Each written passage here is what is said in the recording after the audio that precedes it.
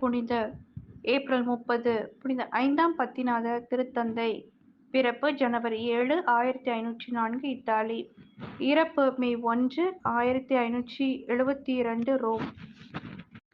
முத்திப்பேறு பட்டம் மே 1, 1672 திருத்தந்தை 10ஆம் கிளமெண்ட். புனிதர் பட்டம் மே 22, 1712 திருத்தந்தை 6ஆம் பவுல். இவர் டொமினிக்கன் குருத்துவ சபையில் சேர்ந்து குருப்பட்டம் பெற்ற பின் கல்லூரிகளில் மறைக்கல்வி கற்றுக் கொடுத்தார். பின்னர் இவர் ஆயராகவும் கர்தினாலாகவும் 1566ஆம் ஆண்டில் திருத்தந்தையாகவும் உயர்த்தப்பட்டார். 16ஆம் நூற்றாண்டில் திருச்சபையில் திருத்தந்தையின் பொதுச்சங்கம் மிகவும் புகழ்பெற்றதாக இருந்தது. இச்சங்கத்தில் நிறைவேறிய தீர்மானங்களை செயல்படுத்துவதில் இவர் பெரும்பங்கு வகித்தார். இதோடு துருக்கி நாட்டு மக்களால் திருச்சபைக்கு ஏராளமான பாதிப்புகள் ஏற்பட்டது. இவர்களின் சீற்றத்தையும் வெறியையும் திருத்தந்தை சந்திக்க வேண்டியதாக இருந்தது. அப்போது குறுமடங்களுக்கு இவர் பெரிய பெரிய சீர்திருத்தங்களை கொண்டு வந்தார். அப்போது புதிதாக திருத்தம் செய்யப்பெற்ற திருப்பலி நூல்களையும் வெளியிட்டார். இத்தோடு புதிய திருத்தந்தின் மறைக்கல்வி நூல் ஒன்றையும் வெளியிட்டார். இந்நூல்களின் மூலம் திருச்சபையின் வழியாக தோன்றிய குறைபாடுகளுக்கு முற்றுப்புள்ளி வைத்தார்.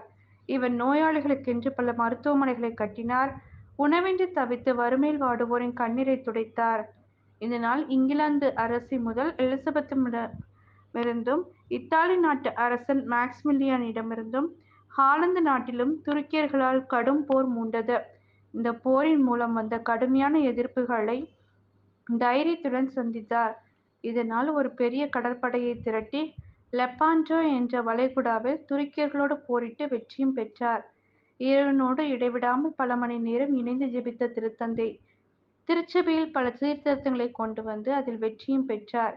இவர் கடுமையான உண்ணா நோன்புகள் இருந்து ஜெபித்தார். இவர் திருத்தந்தையாய் இருந்த போதிலும் தமது டொமினிக்கன் சபை ஒழுங்குகளை விடாமல் கடைபிடித்து வந்தார். ஜெபம். விண்ணுக்கும் மண்ணுக்கும் ஆண்டவராகிய கடவுளே, நம்பிக்கையை பாதுகாக்கவும் இறைப்பணியை மேன்மைப்படுத்தவும் புனித 5ஆம் பயஸை தேர்ந்தெடுத்தீர். உமது பராமரிப்பினால் அவர் வழியாக திருச்சபையை வளரச் செய்தீர். அவருடைய வேண்டுதலின் பயனாக நாங்கள் உமது உயிருள்ள நம்பிக்கை பெற்று திருச்சபையை வளரச் செய்ய எமக்கு உம் வரம் தாரும். ஆமென்.